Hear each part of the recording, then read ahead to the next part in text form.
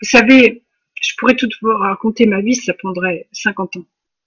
Parce que tous les jours, il y a eu quelque chose qui se sont passés. Je raconte les événements les plus importants. Quand je suis allée chez ma mère alors que ma sœur gardait mes filles, euh, elle sortait plusieurs fois dans la semaine, mais sa sortie la plus importante, c'était au marché, tous les mardis matins. C'est la tradition en Vendée. Elle sortait de 10 heures à 13 heures. Je sais pas pourquoi, vu que j'étais sous neuroleptique, vu que je béquillais mal, rester à la maison, les neuroleptiques me donnaient une angoisse que j'ai jamais connue dans ma vie, ceux que j'avais, le clopixol. L'impression que vous êtes rien. Ça fait une angoisse terrible, en fait, vous avez tout le temps envie de mourir, tout le temps. Et quand il y a personne, c'est pire parce que vous sentez une espèce de... Donc, même quand il y avait des cons avec moi, je préférais plutôt que personne. Parce que je sais pas ce que ça me faisait. Alors que j'adore la solitude. J'y suis habituée. Vous savez, tous ces gens qui sont malades, c'est parce qu'ils ont besoin des autres pour se valoriser. Ils ont besoin de faire mal aux autres pour se valoriser. Moi, j'aime la solitude parce que là, on ne fait pas de mal. Eux, ils supportent pas. Vous mettez tous ces gens qui ont des vies de patachons, parce qu'ils ont des belles vies, hein, mine de rien, ils ont beaucoup d'argent. Ce qu'ils aiment, c'est l'ostentation. Alors pour ceux qui savent pas ce que ça veut dire, parce que c'est quand même pas un mot qu'on utilise tous les jours, c'est se faire voir. Et ça leur donne de l'adrénaline, ils sont contents, vous comprenez, avoir une belle voiture, c'est le cœur de leur vie. Ils auraient ma vie, ou la vie de certains, comme je viens de voir sur internet, là, un monsieur qui s'appelle, je vous donne le nom, c'est pathétique. Soutien à Éric Bellet. Éric, B-E-2-L-E-T. C'est pathétique, je suis allée ce matin. Il a été intoxiqué par du ciment, il a un rein dans la construction, il était dans le bâtiment. Il a un rein très abîmé et sa femme est compatible, une vraie chance, elle va lui donner un rein. Et les entreprises du bâtiment, c'est du béton, les entreprises qui fabriquent le béton ont voulu l'indemniser, mais beaucoup moins que ce qu'il aurait eu avec un jugement. Et en jugement, il y a eu non-lieu. C'est atroce. Hein. Ils ont dû acheter le juge. Ça leur coûtait moins cher que de payer ça. Et personne ne fait rien. Enfin, il y a quand même beaucoup de gens qui se bougent sur Internet. J'en parle parce que comme il y a plein de gens qui me regardent, je voudrais que vous signiez une pétition de soutien pour lui. C'est mon idée comme ça. Je suis sûre qu'il serait d'accord. C'est dégueulasse tout ce qu'on fait aux gens. Alors, elle avait sa voiture sans permis et le mardi matin, elle sortait tellement longtemps, entre 3 heures et 3 heures et demie, que quand je restais à la maison, je croyais que j'allais me jeter dans la mare. Donc je montais avec elle dans sa voiture sans permis. Puis je l'attendais. Alors là, elle mettait moins longtemps parce qu'elle savait que j'avais besoin d'uriner. Donc ce que je faisais, c'est que le matin, je prenais rien quasiment pour partir avec elle, pour pouvoir tenir. Et un jour, j'ai fait pipi dans sa petite voiture. Elle savait que je pouvais pas tenir longtemps et puis elle a traîné, elle s'est acheté une belle veste, elle a parlé, bavardé avec ses amis. Quand elle est venue, le siège était tout mouillé, à peine si elle m'a pas engueulé. Mais ce jour-là, elle a rien dit. Parce qu'elle a vu que j'étais trop affligée. Elle s'est sentie coupable. Mais il y a pire. Comme j'étais droguée sous médicaments et que je dormais tout le temps, le reste du temps, je faisais la sieste, puis après le soir à 9 heures, je dormais jusqu'à 9 heures le lendemain matin. C'est puissant comme médicament. Cette fois-là, je ne sais pas si c'est que j'avais m'étais trompée dans le nombre des gouttes, mais à 10 heures, j'ai entendu qu'elle ouvrait la porte, à 22 heures. J'étais couchée à 9 heures, parce que j'ai regardé l'heure après. Alors que je suis sûre que je dormais tellement qu'avant, je ne pouvais pas me rendre compte de rien. À 22 heures, et elle avait un concombre dans sa main. On était en juin 2000, je vous mens pas. Et je lui dis, mais qu'est-ce que tu fais? Elle me dit, t'as oublié ça. J'ai vu son visage, c'est comme si qu'elle était en état d'hypnose. Elle était toute habillée, elle était encore à la cuisine, elle se couche vers cette heure-ci. Comme si elle était dans un état second. Et là, elle a eu un mouvement de recul. J'étais tellement peinée, j'ai tout compris à ce moment-là. C'est à ce moment-là que j'ai su qu'elle m'avait abusé enfant et que c'était à cause d'elle que si j'étais pas vierge. Vous savez, j'avais tous mes esprits à 22 heures, malgré les médicaments. Et elle venait pour m'abuser en espérant que je dorme. Parce qu'en fait, quand il me gazait, elle en profitait pour me niquer avec des légumes. C'est atroce, hein, mais ils étaient tous sur moi. C'est pour ça que dans ma famille, personne n'est mort avant 90. Ils sont tous en très bonne santé, et malgré qu'elle va au docteur, elle est jamais malade, jamais. Elle s'est cassé le col du fémur, c'est tout. Dans ma famille élargie, je compte, il n'y a pas eu un seul cancer, pas une seule leucémie. Mais en plus, c'était beaucoup, très nombreux. Hein. J'ai une très grande famille des deux côtés, hein, parce que papa avait beaucoup de cousins, cousines, je les connais tous. Hein. Et puis ma mère, ils étaient 7. Hein. Papa, ils étaient 3, mais beaucoup, beaucoup de cousins, cousines. Tous morts après 90 ans, tous. Très bonne santé, jamais malade. Je sais que quand moi j'ai eu un cancer, j'ai dit que j'avais pas de cancer dans la famille, parce que je savais pas que j'étais la fille de François Mitterrand. Voilà. Et ma sœur me dit, oh, j'ai une cliente qui travaille à la Nantaise d'habitation, elle t'a trouvé une petite maison super. C'était HLM privé, c'est plus cher que HLM, mais et en fait c'était une maison qui avait eu 30 visites, je l'ai su après. Et que 2 familles avaient quitté depuis 2 ans. Elles étaient restées même pas un an dedans.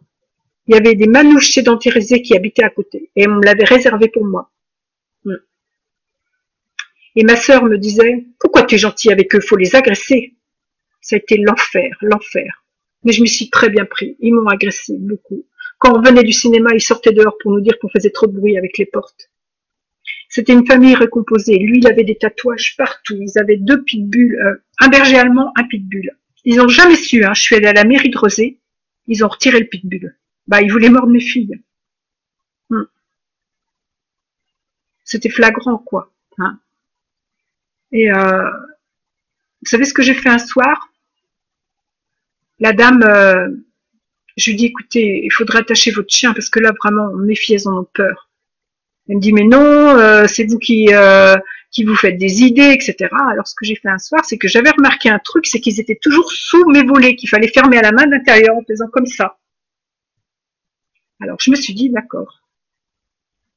Donc, ils étaient, à ce moment-là, la maison juste à côté, leur porte d'entrée était juste à côté de cette fenêtre que je fermais. Alors, c'est ce que j'ai fait. En fermant les volets, j'ai excité le chien. Il s'est mis à... Je sais pas comment j'ai fait, j'ai réussi à exciter le chien. Vous savez, vous avez des façons, vous regardez un chien, vous lui faites des bruits avec la bouche. Puis comme de toute façon, c'était un chien qui était sauvage, dangereux, hein. Il s'est mis à sauter à la fenêtre, à griffer le mur, hein, parce que je voulais qu'il voie que c'était vrai. Parce que quand mes filles venaient, ils couraient après, elles avaient vraiment peur. Vous savez, on peut mourir de morsure de chien. Hein. C'est tous les jours dans les journaux. Hein. Alors là, ils sont sortis. J'ai dit, vous voyez comment il est votre chien? Ils n'ont pas vu du tout que ça.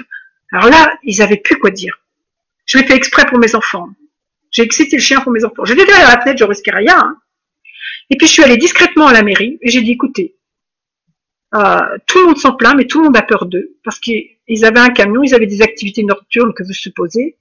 Elle avait son premier mari en prison avec 4 enfants avec, qui étaient tous presque majeurs, qui vivaient dans la maison. Quel bordel. La même maison que moi en dimension, une chambre de plus. Il y avait presque du plafond entre les 2 maisons. On les entendait dévaler l'escalier toute la journée. Et quand j'avais des copies à corriger, je vous ai dit avant, ils faisaient du karaoké. Juste quand j'avais des copies, hein, ils le savaient. Mais moi, je savais pas, je comprenais pas pourquoi c'était toujours quand j'avais des copies. Et ma sœur m'avait gardé cette maison. Et elle me disait, je trouve que tu es trop gentil avec eux, tu devrais les agresser. Parce qu'il était prévu que je les agresse pour qu'on me fasse interner encore. C'est vraiment atroce. Hein. Et après, j'ai habité là 3 ans, mais après 1 an, c'était l'enfer. Alors, j'ai invité la dame à boire un café chez moi. Gentiment, parce que moi, je suis toujours restée gentille. Il m'agressait tout le temps. Et je savais qu'il fallait pas que je réponde à l'agression. Je savais que c'était exprès. Et j'ai dit, voilà. Non, vraiment, j'ai bien composé. Je venais de passer du 8e au 9e échelon. Et quand c'est comme ça, on vous annonce au mois de janvier que vous êtes passé au 9e échelon, mais on vous paye au mois d'août le retard. Alors, s'il y a 100 € par mois, ça vous fait 800 € en plus. Mais là, ça faisait au moins 12 mois de retard. Donc, j'avais un salaire de, je sais plus combien, mais très important, plus de 3000 €. Et je m'assieds, puis je dis, parce que voilà ce qu'il me disait. Il me disait, de toute façon, on a su que vous êtes folle. Donc, moi, je pensais que c'était Joël Marié qui les excitait. Je pensais pas que ma sœur était méchante à ce point-là. Hein. Alors, j'ai dit, venez chez moi. J'ai dit, est-ce que vous pensez qu'on donnerait 3 000 euros? Alors, elle n'avait jamais vu une somme pareille. Elle savait pas bien lire, mais les chiffres, elle savait lire. Elle me dit, non, moi qui suis au chômage, que j'ai pas de fric, tu parles, il est payé pour me harceler. J'ai même fait un CV en couleur pour qu'elle trouve du travail. Je l'ai toujours. Je l'ai rangé quelque part. C'est mon premier disque dur et j'en ai eu tellement de disques durs, mais je l'ai imprimé en couleur et je l'ai toujours dans mes affaires. Et je me rappelle encore de son nom, elle s'appelait Catherine Fouché, à cause de Catherine, ma sœur, fou, chez le fou, Catherine chez le fou. Parce qu'après, à cause de ce qu'elle m'a dit, j'ai pas oublié son nom, croyez-moi. J'ai dit, pourquoi vous me harcelez comme ça? J'ai dit, j'ai beaucoup d'ennuis avec ma famille. J'ai tout inventé parce que je ne savais pas que mon père avait un gros héritage. Mais c'était vrai, en fait. Et c'était pour la faire parler. Vous savez, des fois, il faut mentir pour faire parler les gens. Mais à vous, je vous mens pas. Je pense que vous comprenez. Des fois, il y a des choses sur lesquelles je zappe, des douleurs atroces sur lesquelles je zappe parce que c'est pas racontable. Alors, j'en augmente une douleur qui est racontable. Vous voyez ce que je veux dire? Je pense que vous comprenez. Vous faites tout le monde fait ça dans la vie. Et mentir pour se faire défendre. Donc, je lui ai dit, écoutez, papa avait un héritage très important. Très important. Et mes frères et sœurs m'ont créé beaucoup d'ennuis. Alors, je voudrais savoir d'où ça vient. Est-ce que ça vient de là ou d'ailleurs? Puis elle m'a répondu tout de suite. Hein. J'ai dit, je suis sûre qu'il y a des gens qui vous aiguillonnent derrière. J'ai pas dit qui payent. Hein, qui vous aiguillonnent derrière. Puis elle me dit, en fait, il y a votre maman qui est venue avec votre sœur. Alors, elle connaissait ma sœur, mais pas ma mère. Pourtant, ma mère était venue une ou deux fois, mais elle l'avait pas vue. Alors, j'ai sorti la même photo. Elle me dit, il y a une vieille femme, c'est comme ça qu'elle a dit, qui est venue avec votre sœur. Et elle a reconnu. Et elles m'ont dit que vous étiez déséquilibrée, que vous étiez internée, que vous pouviez être dangereuse pour mes enfants. Ils habitent à Millau maintenant. Hein. J'ai dit, vous pouvez répéter ça? Elle a dit que vous pouviez être dangereuse pour mes deux petites filles. Dangereuse comment? Que vous étiez une déséquilibrée, violente.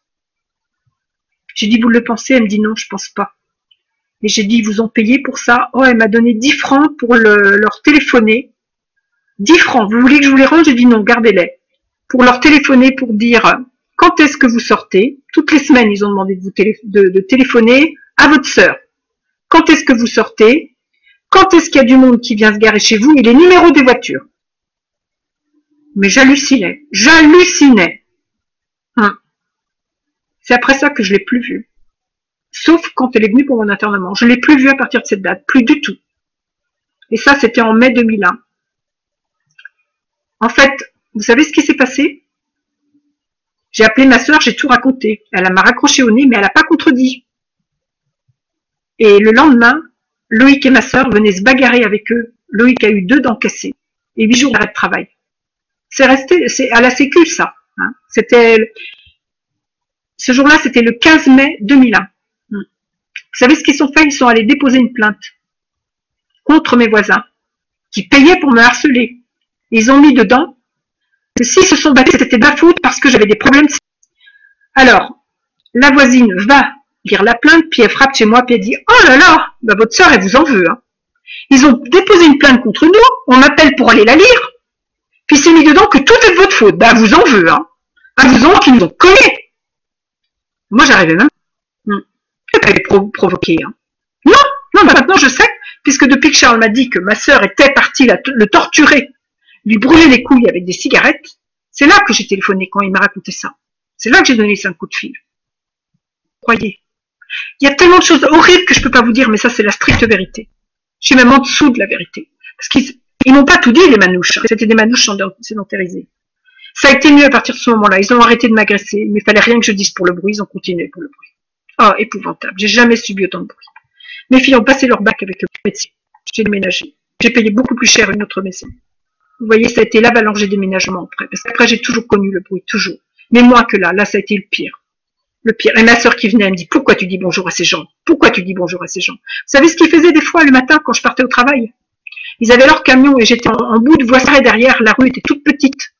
C'était une espèce de place avec une rue à sens unique. Il fallait faire marche arrière avec la voiture. Je vous jure. Eh ben, ils se mettaient derrière moi. Et je frappais.